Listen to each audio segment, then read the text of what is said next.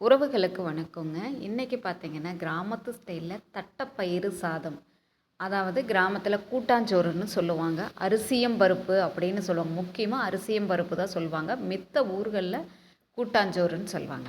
அது வந்து தட்டப்பயிரை வச்சு எப்படி செய்கிறதுன்னு பார்க்கலாம். ஏன்னா நிறைய குழந்தைங்க வந்து வீட்ல தட்டப்பயிறு தனியா செஞ்சு சாப்பிட மாட்டாங்க. சாம்பாராவோ, பருப்பாவோ அப்படி கிடைஞ்சோம் அப்படின்னா சாப்பிட மாட்டாங்க. அதுக்கு பதிலா இந்த மாதிரி கூட்டாஞ்சோறு இல்ல அரிசியும் பருப்பு ஆக்கும்போது தட்டைப்பயிறு உள்ளே சேர்த்து செய்கிறோம் அப்படின்னா தட்டைப்பயிரும் உள்ளே ஆட் பண்ணலாம், பச்சை பயிரும் ஆட் பண்ணலாம். இதுக்கு வந்து வெங்காயம், தக்காளி, மிளகாய் எப்பவும் போல எவ்வளோ தேவையோ அதெல்லாம் எடுத்து கட் பண்ணிக்கிறோம். எண்ணெய், நெய் 2மே பாதி பாதி ஊற்றலாம். நான் முடிஞ்ச அளவுக்கு நெய் தான் ஆட் பண்ணியிருக்கேன் குக்கரில்.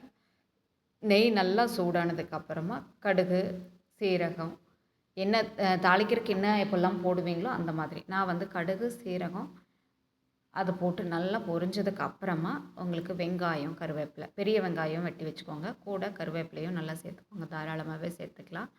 வெங்காயமும் ஓரளவு சின்ன வெங்காயம் போட்டால் நல்லா டேஸ்ட்டாக இருக்கும். ஒரு சிலருக்கு சின்ன வெங்காயம் பிடிக்காது அப்படிங்கிறனால நான் எங்கள் வீட்டில் எங்கள் பையனுக்கு பிடிக்காது. அதனால் நான் சின்ன வெங்காயத்தை அவாய்ட் பண்ணிவிட்டு பெரிய வெங்காயம் ஸ்லைஸாக கட் பண்ணி ஆட் பண்ணியிருக்கேன். கூட வந்து காரத்துக்கு தகுந்த மாதிரி நீங்கள் பச்சை மிளகாயும் போடலாம், வரமிளகாயும் போடலாம். இல்லை 2 பாதி பாதி போடுறதுனாலும் போடலாம். போட்டு இந்தளவுக்கு நல்லா ஓரளவுக்கு வதங்கினதுக்கு அப்புறமா நீங்கள் அதில் கூட வந்து தக்காளி ஆட் பண்ணிக்கோங்க. தக்காளி ஆட் பண்ணி நல்லா மசியணும். தக்காளி வந்து நீங்கள் ஓரளவுக்கு புளிப்பு எந்த அளவுக்கு தேவையோ அந்த அளவுக்கு போட்டுக்கலாம். நான் வந்து பார்த்திங்கன்னா ஒரு 3 பழம் நல்ல பெரிய பழமாக பொடிசாக கட் பண்ணி நல்லா மசிச்சு வச்சுருந்தேன். அதை எடுத்து அப்படி மசிச்சு வைக்கிறதுக்கு காரணம் வந்து சீக்கிரமாக எண்ணெயில் வதங்கும் அப்படிங்கிறதுனால நம்ம மசிச்சு வச்சுருந்தோம். மசிச்சு வச்சுட்டு அதுக்கு கொஞ்சம் தேவையான அளவுக்கு உப்பு போட்டுக்கோங்க. உப்பு இப்போதைக்கு கம்மியாக போடுங்க. அது வெங்காயமெல்லாம் வதங்குற அளவுக்கு கம்மியாக போட்டால் போதும். அதுக்கப்புறம் கடைசியாக தண்ணியெல்லாம் ஊற்றிட்டு பார்த்துக்கலாம். சரிங்களா?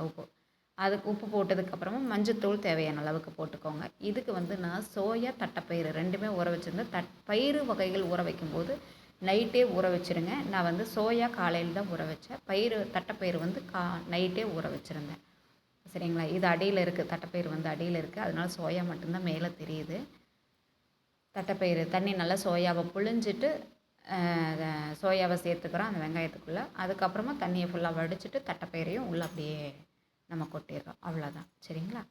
இதில் வந்து சோயா பெரிய சோயா போடுறனாலும் போடலாம். இல்லை சோயா நீங்கள் வேண்டாம் விட்டுறலாம் அப்படின்னாலும் விட்டுறலாம். அது நம்மளோட சாய்ஸ் தான். சோயா வந்து சரி சேர்த்துட்டா ஹெல்த்துக்கு நல்லதே அப்படிங்கிறக்காக சேர்த்துக்கிட்டேன்.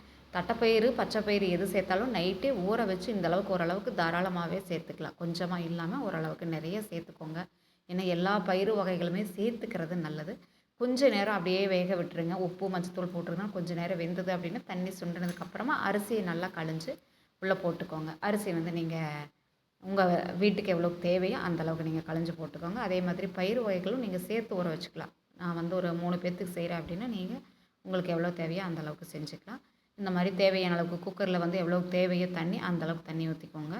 தண்ணி ஊற்றிட்டு இந்த சமயத்தில் வந்து நீங்கள் உப்பு பார்த்துக்கலாம். உப்பு, காரம் பத்தலைன்னா மிளகாத்தூள் போட்டுக்கலாம். உப்பு பத்தலைனாலும் போட்டுக்கலாம்.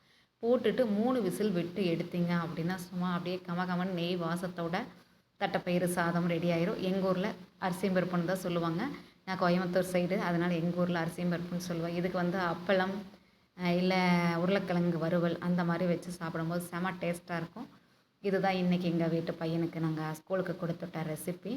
உங்களுக்கு இந்த மாதிரி வில்லேஜ் சம்மந்தமான ரெசிபி பார்க்கணும் அப்படின்னு நம்ம சேனலை சப்ஸ்கிரைப் பண்ணிக்கோங்க. பிடிச்சா ஒரு லைக் அண்டு ஷேர் பண்ணுங்கள். Thank you.